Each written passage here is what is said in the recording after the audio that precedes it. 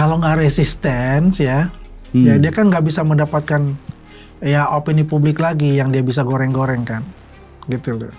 Itu justru membongkar ya, apa artinya siapa sebenarnya mereka ini.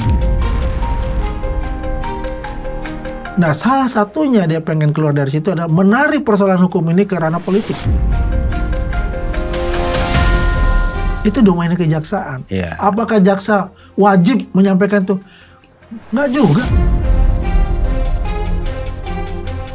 Itu kan ngeri kali. Yeah. Makanya saya bilang itu mereka ini ya seperti kebal hukum selama ini.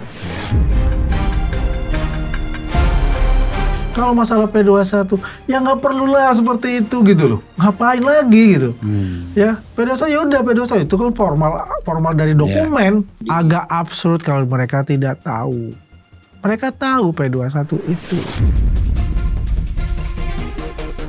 Ya, saya juga menyayangkan ya seorang komjen mantan Wakapolri yang kita hormati Pak Ugrosena itu bisa masuk ke kolam mereka gitu.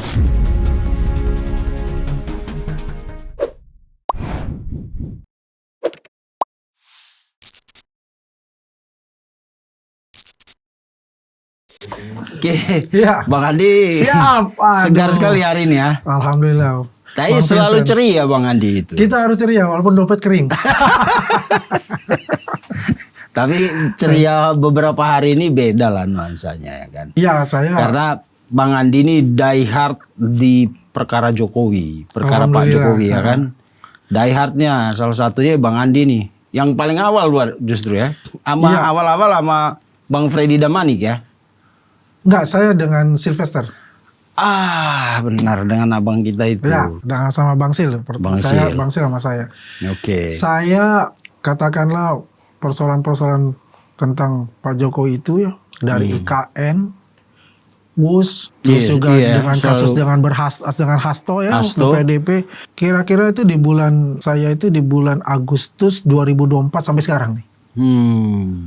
Luar biasa serangan ke Pak Jokowi itu. Iya. Dan kita bicara tentang serangan ijazah. Nah, sekarang yang terakhir ini serangan ijazah. Ini yang paling lama ini.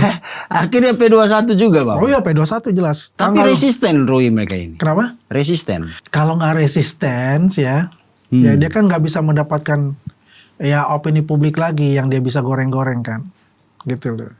Itu justru membongkar ya, apa artinya siapa sebenarnya mereka ini gitu. Oke. Kata Pak Ugro dipaksakan ini. Dipaksakan. P21 dipaksakan. Dipaksakan dan sebagainya kan. Ya, saya juga menyayangkan ya seorang komjen mantan Wakapolri yang kita hormati Pak Ugrosena itu bisa masuk ke kolam mereka gitu loh. Kalau katakanlah kalau beliau itu adalah pengamat ya, wah itu banyak yang respect lah menurut saya. Ya karena ini kan P21 ini udah dikatakan kok. Ya bukan sesuatu yang diglorifikasi kalau P21 itu. Yang harus dibuat suatu yang namanya press conference besar dan sebagainya. Tidak, karena itu domainnya kejaksaan untuk itu. Koordinasi kejaksaan dan Polda Metro Jaya itu apakah kita perlu tahu? Enggak. Mereka yang berdua adalah aparat penegak hukum untuk itu. Ya. Karena itu urusan internal mereka. Karena itu urusan internal mereka. Komunikasi lintas instansi. Instansi sesama penegak hukum untuk itu. Apalagi kan nanti JPU itu adalah mewakili Pak Jokowi nanti di persidangan. Betul. Ya. Nah itu kan menarik ya, kan karena dia merasa sangat confident untuk itu. Apalagi ketika mereka tanggal berapa? 21 April mereka ke Kejati maupun ke Jagung itu seolah-olah mereka mendapatkan angin surga lah ya. Ataukah itu cerita versi dia, ataukah itu cerita sebenarnya? Dan saya nggak yakin bahwa itu ada cerita sebenarnya. Kan begitu. Karena apa? Ya, nggak mungkin yang namanya institusi pemerintah penegak hukum itu secara gamblang mengatakan A, B, C, D, E-nya kan nggak. Apalagi kepada nggak mungkin gitu loh. Tersangka. Apalagi pada tersangka. Dari situ aja kita bisa lihat seperti ada intervensi kan. Kalau dia kata nggak ada intervensi gitu. Bagaimana tidak ada intervensi? Kalau Anda datang ke sana, ya kemudian ada tersangka pula ada di sana. Ya kan? Akal sehat kita kan bisa bicara itu. Terserah mereka menggunakan apa pemutarbalikan fakta, diksi-diksi yang seolah-olah ini ya kita ini seperti orang bodoh buat mereka gitu. Publik bisa nilai untuk itu. Oke. Dan pertanyaan saya, Pak. kan selama hampir setahun itu sejak mereka jadi tersangka kan ada wajib lapor. Ya. Artinya setiap minggu ya, apa setiap hari? Seminggu sekali. Sekali seminggu mereka ke Ya hari Rabu kalau nggak salah. mereka ke Polda. Polda. Masa mereka nggak tahu, Bang? Ya biasanya kalau Menurut gitu. nih, pertanyaannya adalah mereka tahu apa enggak bahwa itu udah P21? Saya yakin mereka tahu. Yakin mereka tahu? Saya yakin mereka tahu karena kita bisa membaca bagaimana kepanikan mereka. Oh. Ya katakanlah 2 minggu terakhir ini kan mereka begitu panik. Hantam sana hantam sini kan. Mereka membagi tugas tuh. Siapa yang tadi CLS, siapa nanti di MK, Iya. siapa nanti di KIP, KIP. ya kan? Siapa di Komnas HAM, Siapa ke DPR? siapa ke DPR. Mereka udah bagi tugas untuk kita. Ya kalau kita lihat kan semuanya kan mentok semua. Betul. Ya kan? Dia coba cari jalan kemana, ke MK lah, ke inilah, ke ini. Mentok semuanya, nggak ada. Buntu. Buntu. Nah salah satunya dia pengen keluar dari situ adalah menarik persoalan hukum ini ke ranah politik. Oh. Ke ranah politik dia pengen ambil. Gimana? Pertama dia lakukan adalah trial by press. Ya, terus bicara Trial di by media. sosmed. Ya kan?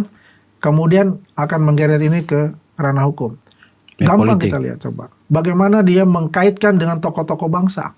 Pertama dengan Pak Asrul Sani kan. Dia menunjukkan ijazahnya. Ya. Kemudian JK, ketiga sama Peter Gonta. Peter Gonta Iya, dibawa. Peter Gonta juga dibawa kan. Oh, Mantan dan dubes emang Polandia. Peter Gonta aku lihat postingannya beberapa kali itu. Ya, Satu kali postingan tentang dia komentarin ijazah ya Pak dia Jokowi. komentari.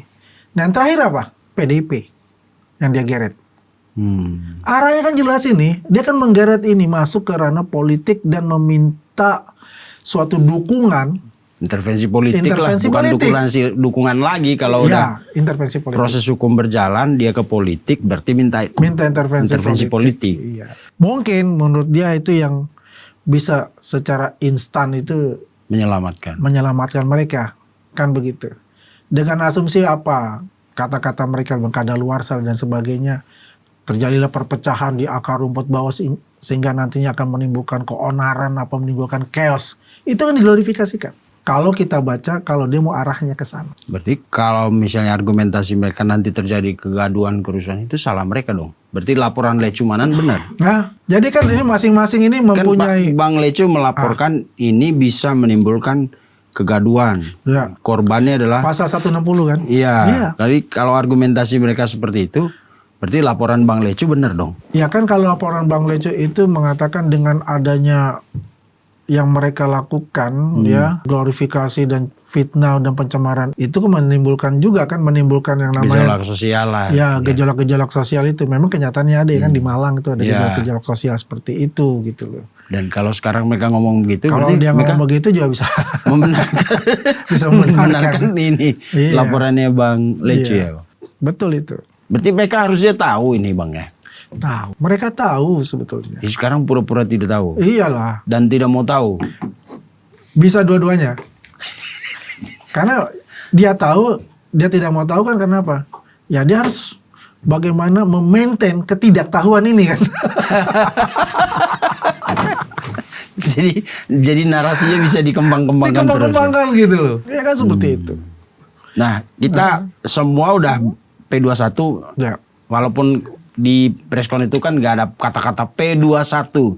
Tapi kalimatnya Pak Iman itu kan kalau kita baca dikit hukum gitu. Ya. Itulah definisi P21. Iya, betul. Jadi nggak perlu P21 gitu. Nggak perlu harus diumumkan ini sudah P2. Itu bukan domainnya polisi. Itu domainnya kejaksaan. Iya. Apakah jaksa wajib menyampaikan itu? Nggak juga. Memang perlu untuk wajib menyampaikan itu. Kalau tersangka kemarin diumumkan oleh Kapolda karena memang domainnya kepolisian. Iya. Satu narasumber saya kemarin bilang kalau itu P21 tuh wajib diumumkan berapa ribu perkara sehari. Betul. Polda nggak tidur shift hanya untuk umumkan P21. Shift 1 3 jam. Wah kita yang media juga nggak tidur. Harus 24 jam di Polda. Dan itu kan bukan domainnya Polda. Oke. Itu domainnya dari kejaksaan. Ya kita juga berterima kasih kepada Polda itu secara implisit untuk menjelaskan ke publik gitu loh. Oke. Semua insan hukum ya pasti paham untuk itu. Kan selalu mereka berlindung dari kata-kata keraguan-raguan dari pihak Polda Metro karena tidak menyebutkan P21. Aduh, buat apa disebutin P21 itu? Yang jelas itu ada tahap 2. Tahap 2 kan dijelaskan kan? Pelimpahan tahap 2. Itu saya kunci. Kalau sudah tahap 2 sudah automatically adalah P21. Sudah ada bocoran Bang? Belum. Kapan tahap 2 itu?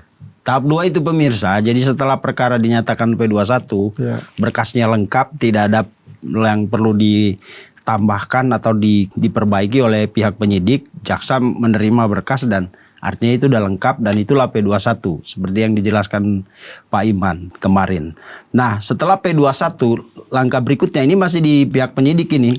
Penyidik akan melimpahkan barang bukti dan tersangka ke kejaksaan. Setelah itu penyidik prosesnya udah selesai.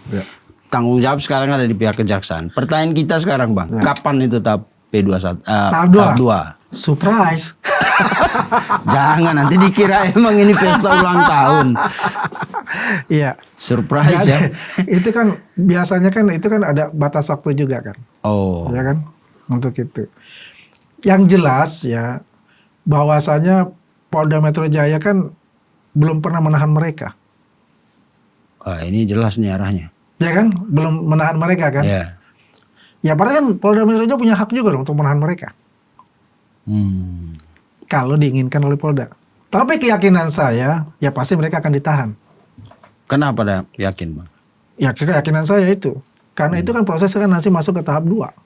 Oh. Artinya juga pasti akan ditahan juga oleh kejaksaan. Kejaksaan. Belum pernah kita lihat selama ini tidak ditahan di Polda. Apalagi ini 1 tahun ya. Ditahan Polda, terus dilimpahkan langsung ke kejaksaan. Belum ada itu. Ya kalau prosedur murninya kan seperti itu. Jadi Bang Andi yakin berdasarkan prosedur hukum ya? Iya. Pasti ditahan? Ditahan. Wah. Ditahan deh. Panas dingin nih Roy Suryo. Ya, 1 kan tahun bebas kemana-mana. Iya. Dengan status tersangka, bicara di media, tiba-tiba ditahan. Nah, itu pukulan psikologis luar biasa itu Bang. Itulah yang harus dia hadapi dan dia tanggung dari perbuatan-perbuatan mereka yang mereka lakukan. Bagaimana seorang tersangka terus mengulangi yang namanya repetisinya propaganda dia mengenai ijazah palsu 99,9%. Di setiap stasiun TV, di podcast dan di mana-mana. Padahal statusnya adalah tersangka. Penahanan itu kan karena apa? Mengulangi perbuatan yang sama. Dan yang mengerikan itu membuat opini yang menjurus kepada framing. Betul. Framing bahwa Polda itu atau kepolisian itu di bawah kendali Pak Jokowi. Ya, itu kan mendowngrade aparat penegak hukum kita. Sadis itu Bang. Ya iya. Di situ saya katakan, saya bilang KUHP Solo. Itu kan ngeri kali. Makanya saya bilang itu mereka ini ya seperti kebal hukum selama ini. Dan mereka hidup dalam menurut saya halusinasi yang sangat tinggi. Gitu loh. Bahwa mereka ini kebal hukum. Bahwa mereka ini ada iming-iming SP3. Itu yang diperjuangkan terus kan. Ada yang mengiming-imingin mereka? Ya, kalau orang berhalusinasi kan. Oh. Ya kan? Halusinasi Bu, ada iming-iming nih. Ya kan selalu katakan antara SP3, SP3 kan. Penasihat hukumnya kan keyakinan kan luar biasa. SP3. SP3 dan SP3. Oke. Jadi intinya nanti surprise. Jangan diulang lagi Bang. Ntar dipotong-potong video. Ntar video abang dipotong-potong. Surprise gitu. Gak apa-apa, gue seneng aja ngeliat mereka kayak begitu gitu loh. Oke. Bang, kan terlepas ini sekedar isu atau memang faktanya ada. Itu kan pasti Bang Andi dan teman-teman relawan juga lawyer Pak Jokowi tahu. Selama ini kan ada isu bahwa kasus ini ditahan-tahan nih. Mungkin tadi seperti Bang Andi ada yang mengiming-imingin SP3. Dan itu kan pasti bukan orang yang biasa, bukan orang biasa. Ya kan, bahkan sebelumnya Pak Suwadi di sini mengatakan ada orang kuat, top. Artinya kalau kita kan mungkin dengar informasinya, tahu. Tapi yang saya mau tanyakan sekarang, nah bagaimana tim Pak Jokowi, baik lawyer maupun tim relawan, mengawal perkara ini supaya benar-benar mulus sampai ke persidangan. Jadi nggak ada lagi nanti drama misalnya tahap 2 itu 3 bulan baru jalan atau penuntutan diundur-undur dan segala macam gitu. Saya rasa ya dari koordinasi yang dilakukan oleh Polda Metro Jaya dan Kejaksaan ini udah lama berjalan. Ya, bukan bahwasanya itu langsung diberikan full ke Kejaksaan untuk diperiksa pada saat ini. Yang jelas kan butuhkan waktu lama kan. Yeah. Tapi kan ini kan dicicil menurut saya ya. Jadi sudah berkoordinasi dengan baik ya kan. Bagaimana bahwasa ini bisa diselesaikan dengan waktu yang tepat gitu lah. Kalau bilang kemarin ada P19 ya, ada permintaan mesti tambah. Ini kan sudah selesai. Sudah dikatakan komplit untuk itu. Artinya ini di pihak kepolisian, ini tugasnya sudah tinggal menyerahkan saja. Kalau sudah menyerahkan, selesai ya tugas dari Polda Metro Jaya. Bola berpindah ke Kejaksaan. Dan Kejaksaan ini, mereka sudah menyiapkan menurut saya. Karena mereka ini juga bekerja secara profesional untuk itu. Ya, Jaksa itu kayaknya lagi on fire sekarang. On fire, luar biasa ini. Bagian kemarin ditangkap ya kan. On fire. Apalagi kalau sekedar kasus begini. Aduh. Kan? Yang sudah digodok sekian lama di kepolisian, di penyidik. Dengan koordinasi yang cukup panjang yang cukup intens mereka ya artinya udah selesai misalnya di sini tinggal jaksa tinggal cek mana yang di highlight ya dari sekian itu poin per poin itu sudah di highlight gitu nanti yang akan dibawa ke persidangan sebagai ibaratnya bom atomnya lah untuk mereka gitu loh materi penuntutannya kan begitu. Maka menurut saya ya ini nggak lama lah yang mudah-mudahan sih kalau menurut saya kalau dari proses surat dakwaan itu ya mungkin akhir Juni udah masuk pengadilan. Akhir Juni? Iya bisa masuk pengadilan. Memang tergantung semua dari kejaksaan lah untuk itu. Tapi saya yakin sekali mereka tidak. Karena kan informasinya sebenarnya kalau tidak salah udah awal Mei sebenarnya.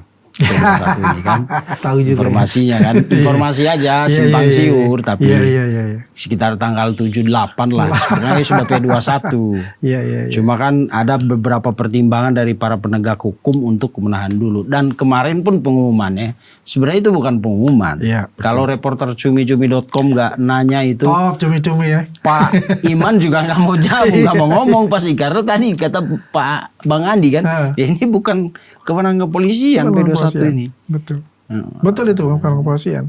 Makanya kalau Roy bilang sambil lalu aja sebenarnya enggak sambil lalu orang dari Mei awal kok ini udah selesai gitu. Informasinya Bang. Gitu. Ya makanya aku pertanyaan gue agak lucu gitu loh. Di stasiun TV Roy mengatakan ya harusnya ada di ruang grande, ruangan besar, ada Kapolda. Bila perlu kan ada band pengiring biasa, gitu. Ada itunya gitu kan ya. Ada yang background yang tulisan yang luar biasa gitu kan. Makanya aku bilang tadi halusinasi dia pengen sepertinya bahwa kasus ini tapi adalah saya salut sama Polda. Iya. Karena gini, di luar ini kan ini berkecamuk banget kan narasi perang, narasi argumentasi. Masuk ke Polda dianggap begini. Bukan dianggap, jadi kesannya kayak lu ngomong apa sih pada di luar? Orang ini kasus kecil kok. Nggak perlu gua siapin standing banner khusus buat preskon gitu. Kalau nggak ada yang nanya juga gua nggak mau ngomong gitu kali kata Pak Imanudin ya.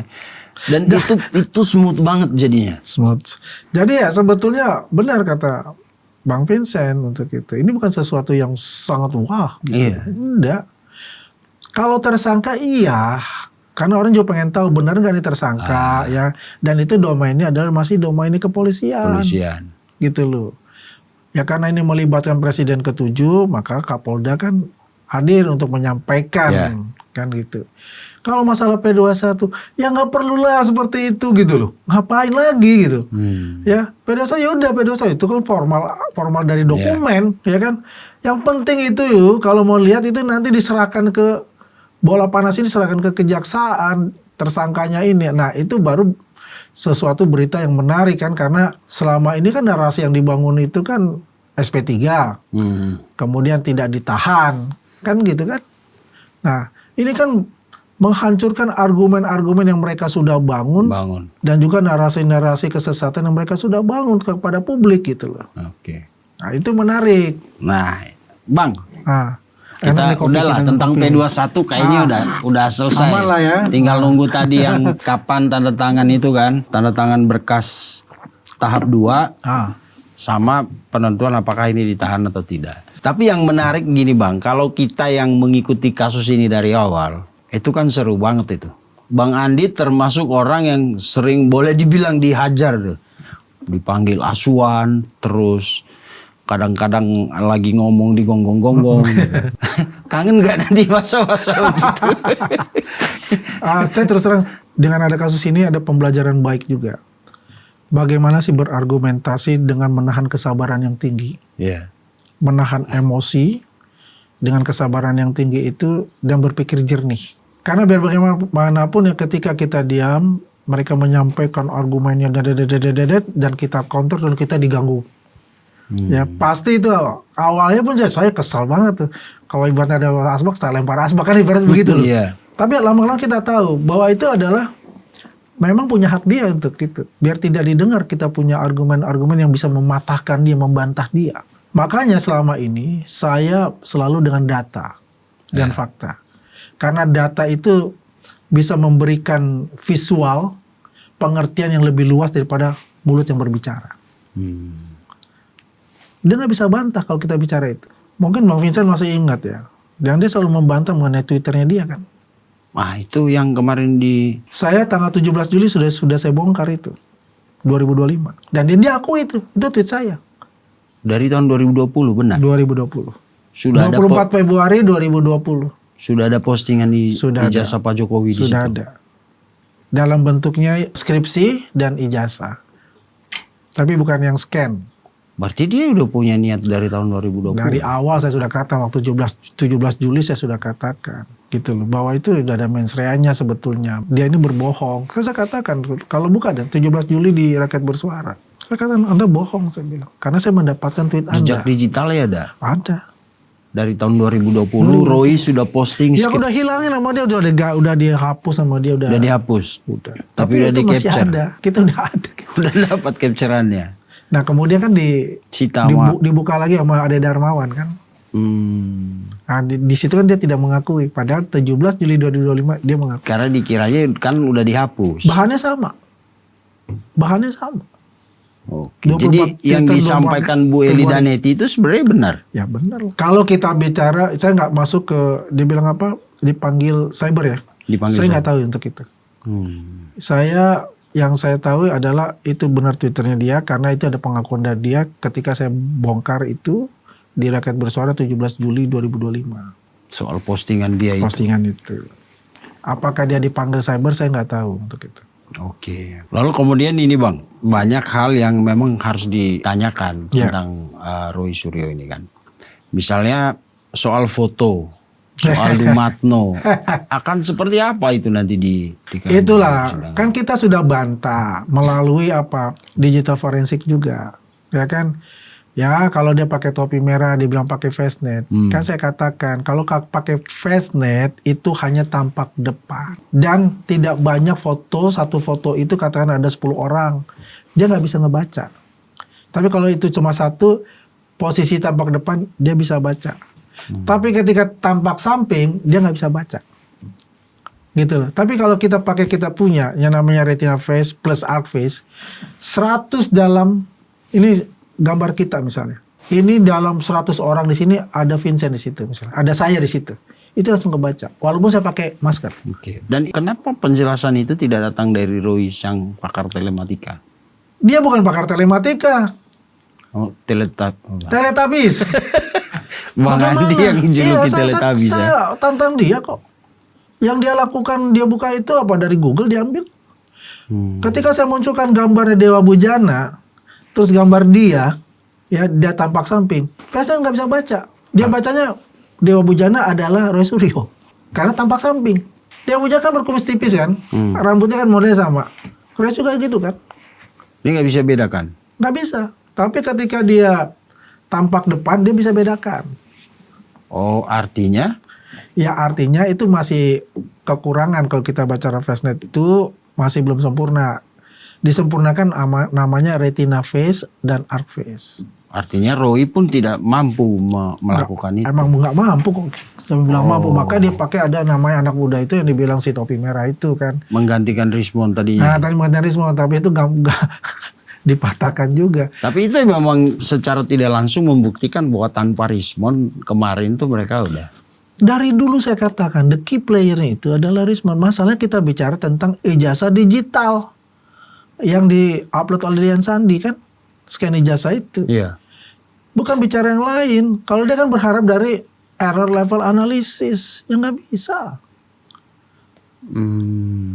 Saya aja mau diskusi sama Rismond kok pakai apa?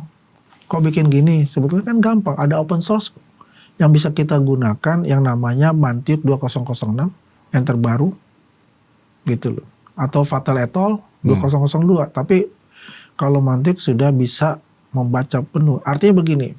Dalam suatu ruangan, katakanlah rumah, kita potret dari luar. Nggak ada cahaya di dalam. Pasti gelap kan? Padahal di dalam kan itu ada piano, itu ada meja, kursi, ada apa. Kalau kita pakai Mantiq 2006 itu bisa kelihatan. Dinaikin cahayanya berarti. Iya, dia atur dalam algoritmanya. Kelihatan. Atau image processingnya itu. Itu yang nggak dia ini kan. Karena kan tujuannya kan bukan untuk menjelaskan kebenaran. Tujuannya bagaimana mengaburkan kebenaran itu sehingga bisa di-plot twist itu menjadi suatu yang palsu. Oke. Ya itu akhirnya Bang Andi bisa juga mendalami itu ya. Semua bisa mendalami itu kalau kita mau. Bukan sesuatu yang kita harus buat program. Enggak, programnya sudah ada. Kita tinggal masukkan. Gak usah susah-susah kita bikin itunya. Algoritma harus begini-gini, enggak. Oke. Tentang satu hal yang menonjol belakangan ini. Tifa itu jarang membersamai Roy, Roy, Gofur, Refli plus Ugroseno, Pak Ugroseno. Dia sebenarnya rehat atau gimana? Menurut Bang Andi? Pasti kan ada cerita-cerita. Menurut saya sih kontemplasi lah dia. Oh, persiapan. Ya, kontemplasi lah mungkin dia. Ya, mungkin ada penyesalan dalam dirinya. Ya, kenapa saya nggak RJ ya? Kan begitu bisa saja loh ya. Padahal dia bilang pernah ditawarin 50M. Itu berdasarkan apa dia 50M bicara itu? Pokoknya dikejar-kejar di acara keluarga. Itu orang yang nggak masuk akal sehat menawarkan dia 50M. Bagaimana kita menawarkan 50M? Dia menghujat, dia memfitnah tanpa alat bukti yang jelas. Dan itu semua sudah di-counter dari institusi resmi. Ngapain lo bayar dia? Sejuta pun nggak mau bayar, ngapain gitu loh. Ya kan? Ini kan tinggal dijeblosin aja nih. Ikutin terus alur proses hukum itu yang berjalan. Buat apa gitu loh. Itu kan, ya ibaratnya gini, harga gua mahal loh. Loh, nih 50M aja gua tolak kan gitu loh. Kalau kita bicara tentang istilah dagang, naikkan mutu, branding, kan begitu. Iya. Buat apa? Sekarang memang sepengetahuan saya mereka membuat pembagian tugas tersangka ini gitu loh. Ingatlah Vincent, terjadi suatu case itu kan yang diglorifikasikan lah banyak orang yang mengemat pembelaannya Refli Harun terhadap Tifa seperti apa gitu kan. Mungkin split lah mereka. Ya. Al-Katiri pegang Tifa misalnya kan. Refli Harun dengan Roy gitu kan. Singapura misalnya kan. Ya mungkin begitu. Karena di mereka internal mereka sendiri sebetulnya mereka sudah pecah. Antara dulu yang kita kenal namanya Khozinuddin sebagai koordinator non litigasi ya. Non litigasi. Ya kan, koordinator keseluruhan loh. Ya. TPUA lah, Roy Suryo lah, Rismond lah, teroris lah dulu ya. Kan tiba-tiba Refli Harun masuk kan langsung split. Muncullah teroris ini digawangi langsung oleh Refli. TPUA yang kemarin udah dibubarkan itu tinggal yang 3 orang itu digawangi oleh Khozinuddin. Oh, bukan Ahmad Al-Katiri. Enggak, Khozinuddin. Karena dia koordinatornya kan. Perhatiin, kecuali kemarin saya lihat di Rakyat Bersuara itu ada Khozinuddin, ada Refli Harun ya. Refli Harun. Coba dalam press conference ketika ada Refli Harun, apakah ada Khozinuddin? Enggak ada. Yang terakhir pun Refli Harun ada enggak? Yang pengumuman itu kan enggak ada. Yang ada Khozinuddin gitu.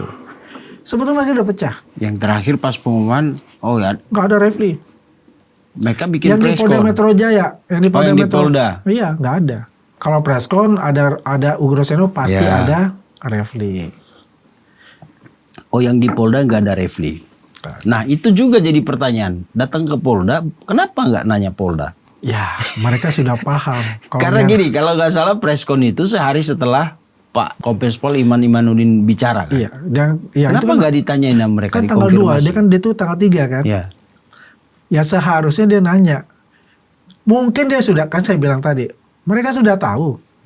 Nah itu memperkuat. Itu yang saya nggak temukan jawabannya selama ini Bang. Karena saya mau nanya mereka juga, mereka nggak mau jawab. Maksudnya gini, tanggal 2 Kombes Pol Iman Imanuddin di preskon yang beberapa kasus itu kemudian ada pertanyaan lalu menjawab tentang P21 ini. Tanggal 3 Kozinudin, kalau nggak salah saya lihat ada Azam Khan juga, ada siapa lagi ke situ.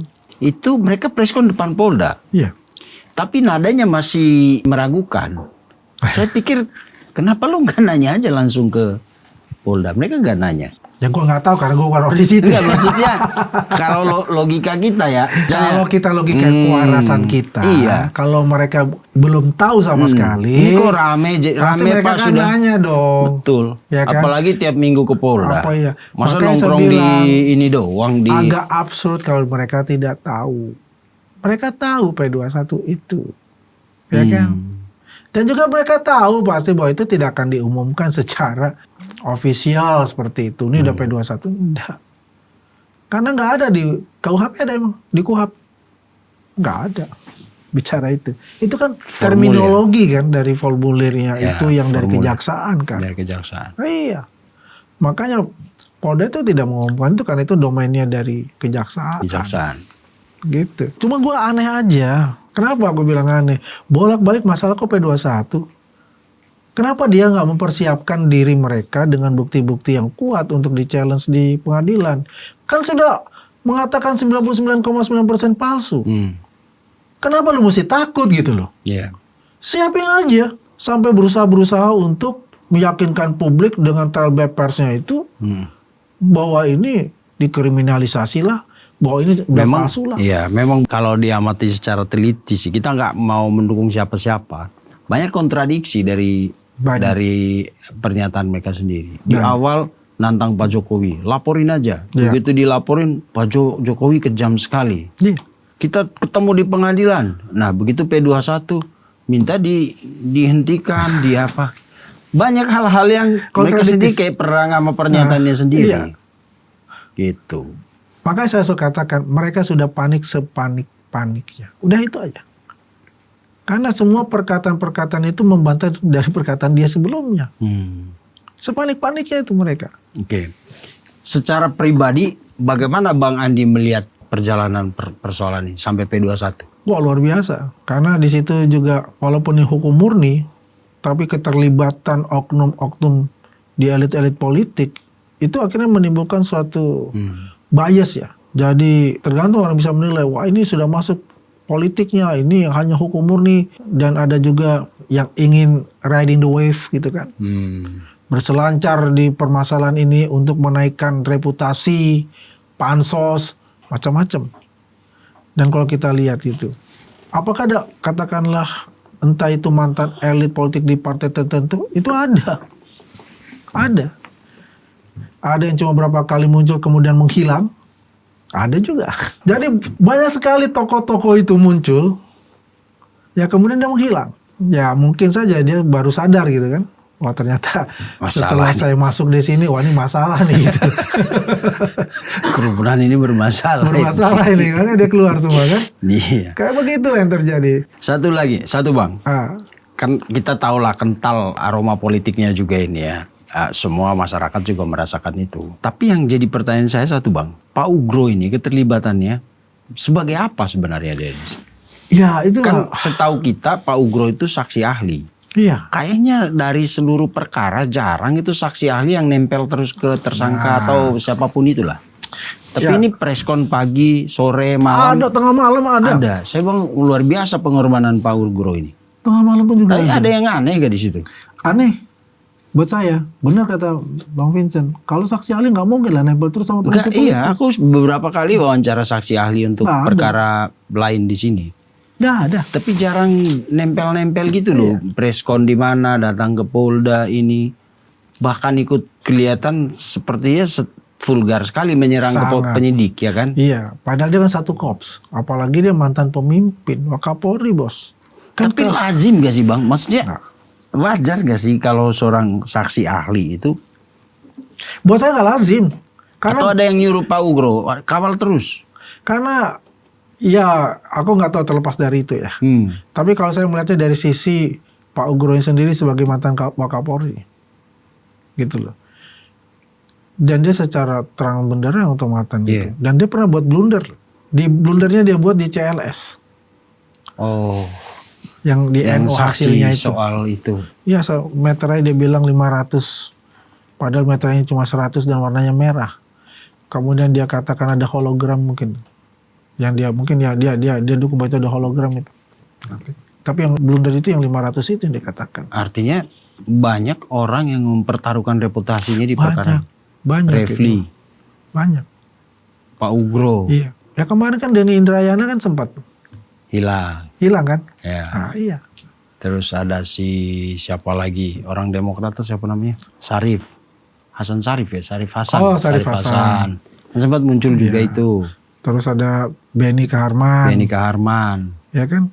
Kan banyak, akhirnya kan mungkin ya sadar deh bahwa bahaya situasinya buat partai juga ya mungkin out dari, walaupun mereka punya pertemanan kan. Mungkin aja itu basisnya, bukan basis partai kita bicara, basis pertemanan mungkin ya. Tapi begitu bukan 1-2 orang, begitu banyak orang dengan partai yang sama, jadi akan menimbulkan spekulasi oleh masyarakat. Balik ke Pak Ugro. Pak Ugro itu ada yang suruh gak sih Bang ikut terus gitu? Menurut yang Abang cium-cium lah kabar. Sampai sekarang juga pertanyaan saya begini, apa untungnya dia gabung dengan situ? Kecuali kalau misalnya pansos ya. Kan Pak Ugro kan udah punya channel YouTube sendiri juga. Iya, mereka semua udah punya. Udah punya kan? Refli, Roy, semuanya udah punya mereka. Gofu, Kozinudin, punya. Masing-masing punya. Buat saya gitu loh, ya keuntungannya apa dia bergabung di situ? Kalau misalnya yang dicari pansos ya, karena itu mainan tepi jurang kan. Mantan Wakapolri, mantan caleg juga kata Bu Eli. Tapi kemarin saya lupa tanya. Caleg Nasdem kalau nggak salah. Caleg Nasdem. Iya, kalau nggak salah caleg Nasdem ya. Itu sih hasil gitu kan bukan sesuatu yang substansi untuk dibicarakan, mau caleg kayak mau jadi apa. Cuma yang dilakukan akhir-akhir ini bergabung langsung dengan para tersangka seperti bukan ini lagi. Jadi posisinya itu udah kayak Refli Harun gitu loh. Kayak lawyernya. Kayak lawyer gitu kan. Penasihat hukum. Penasihat hukumnya apa. Ya. Padahal kan saksi ahli. Inilah. Saksi ahli itu keterangannya mahal loh Bang. Setahu saya ya.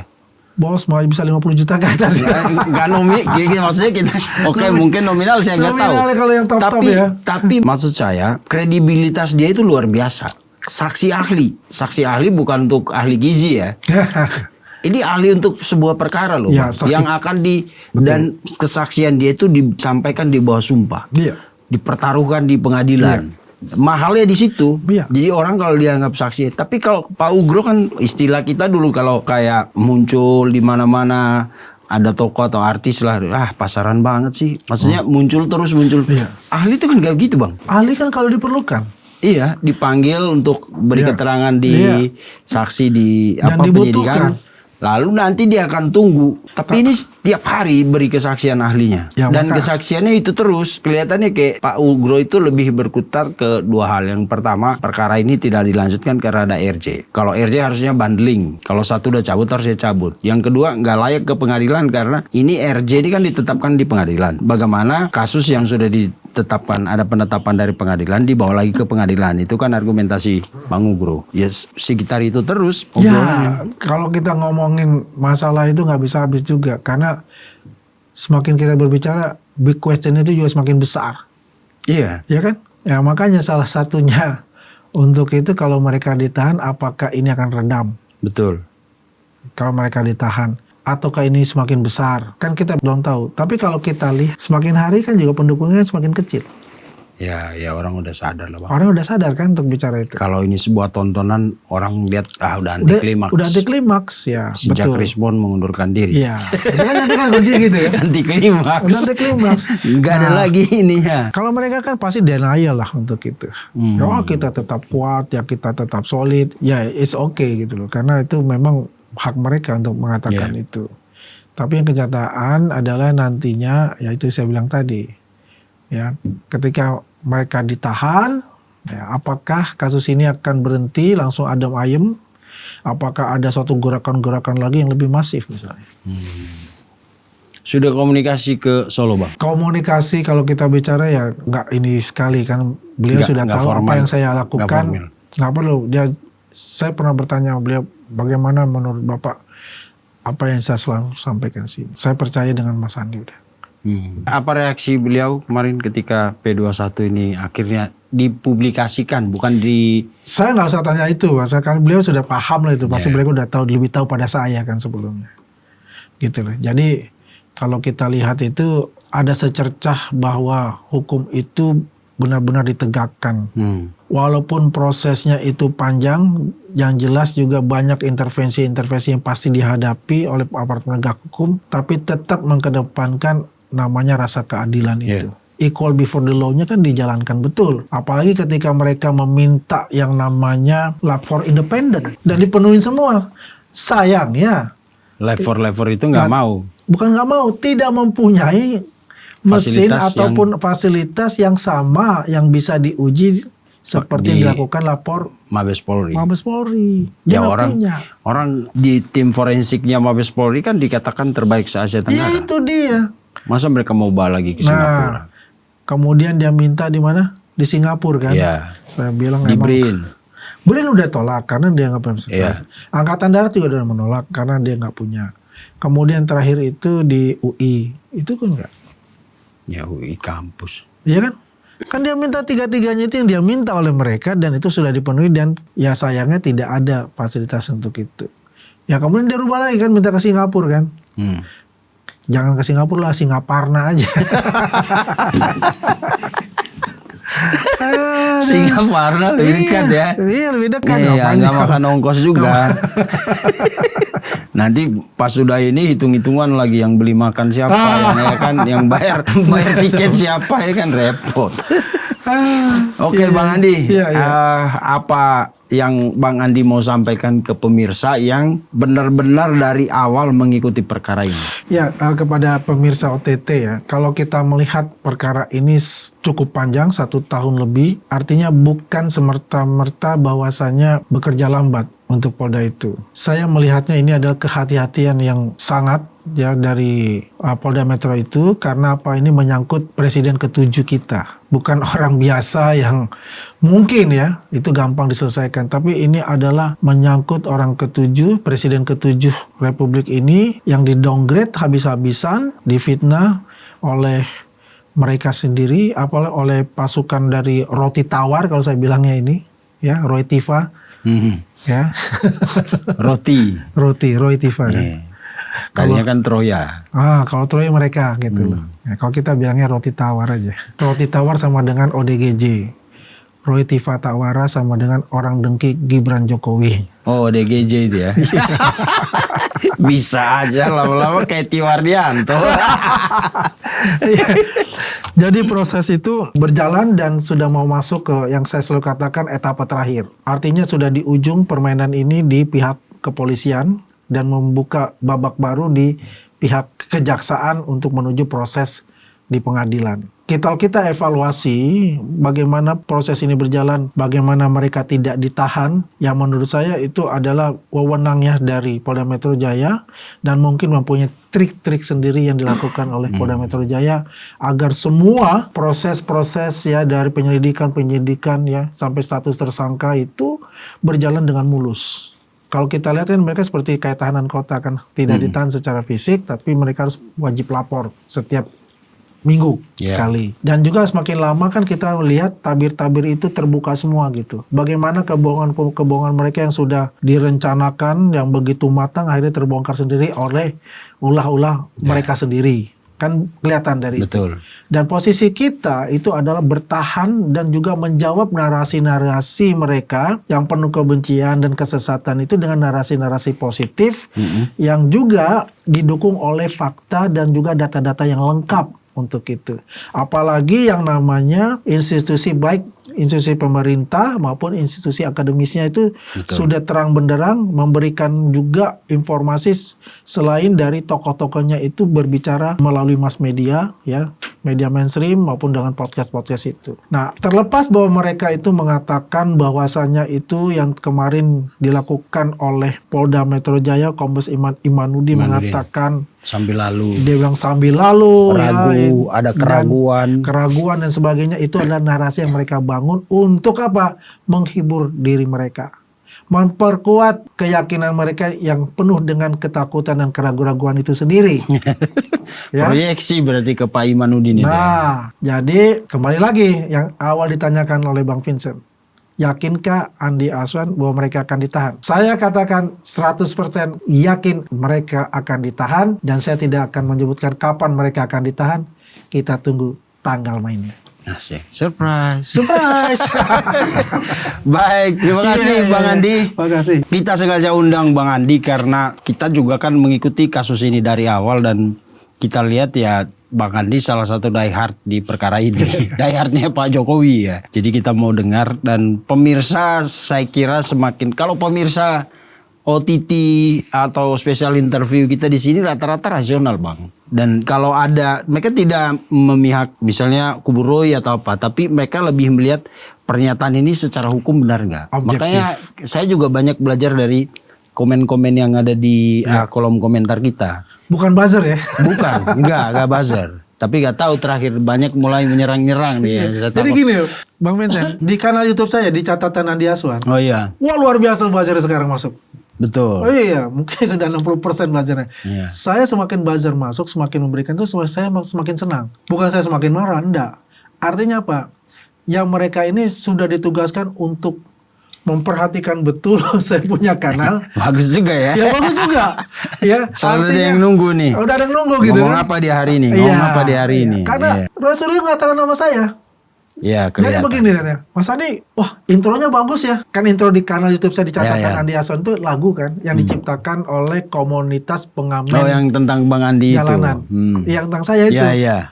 Saya pun nggak tahu itu. Saya tiba-tiba saya dapat itu, dan itu alhamdulillah. Berarti apa? Perjuangan kita selama ini membela orang yang baik ya, yang di fitnah dan sebagainya itu mendapatkan respon yang baik. Betul. Dengan orang-orang yang kita tidak kenal dan orang-orang yang mereka betul bahwasanya Pak Jokowi ini mempunyai kontribusi yang besar untuk mereka dan negara ini.